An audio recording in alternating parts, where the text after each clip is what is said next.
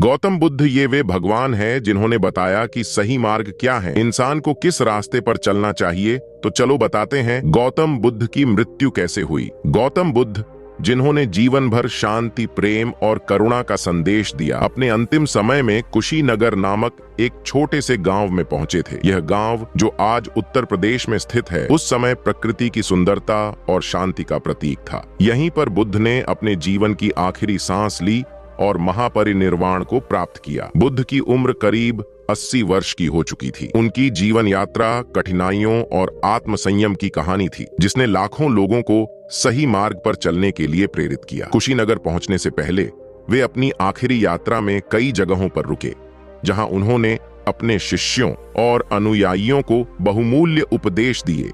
उनके साथ उनके प्रिय शिष्य आनंद और कुछ अन्य अनुयायी भी थे। आखिरी उपदेश का महत्व। इस आखिरी उपदेश मतलब यह है कि आखिरी समय में गौतम बुद्ध ने कुशीनगर में क्या किया था।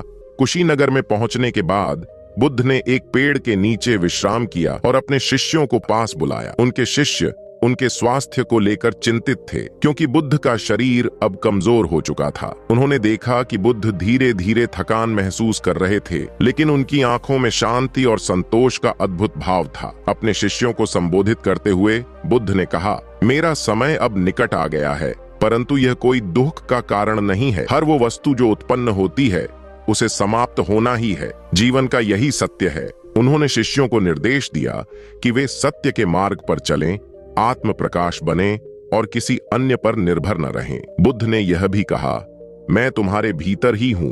यदि तुम मेरे उपदेशों का पालन करते हो तो तुम मुझे हमेशा अपने पास पाओगे। यह संसार दुखों से भरा है, लेकिन उसका समाधान केवल आत्मज्ञान और ध्यान में है। बुद्ध का अंतिम भोजन। गौतम बुद्ध का अंतिम भोजन।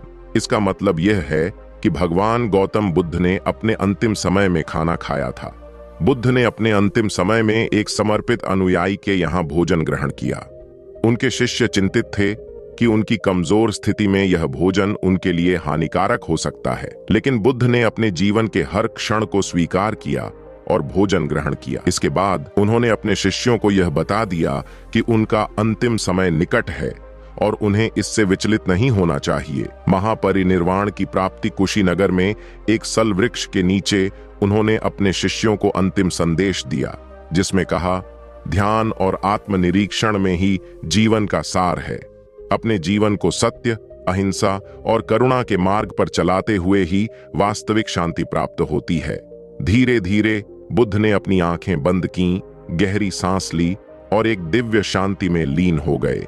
उनके शिष्यों ने महसूस किया कि उनका यह शरीर अब त्याग दिया गया था, लेकिन उनकी आत्मा, उनके उपदेश और उनकी शिक्षाएं सदा के लिए जीवित रहीं। कुशीनगर में उनके महापरिनिर्वाण की घटना ने उनके अनुयायियों के मन में एक अद्भुत श्रद्धा उत्पन्न कर दी। बुद्ध का शारीरिक रूप भले ही समाप्त हो गया हो, लेकिन उनकी शिक्षाएं और करुणा का संदेश आज भी लोगों के जीवन में अमिट रूप से बसी हुई है। कहानी का सार। इस कहानी से हमें यह सीख मिलती है कि गौतम बुद्ध का यह जीवन एक सच्चे संत, महान विचारक और दिव्य आत्मा की कहानी है। उनकी मृत्यु केवल शारीरिक रूप में थी। उनकी शिक्षाएं और उनकी आत्मा आज भी उन लोगों में जीवित हैं जो सच्चाई, शांति और करुणा का मार्ग अपनाते हैं। और हाँ दोस्तों, अगर आपने यह कहानी यहाँ तक सुन ली तो आप इस वीडियो को लाइक और चैनल को सब्सक्राइब कर देना, ताकि हमारी और भी वीडियो आप तक पहुँच सके।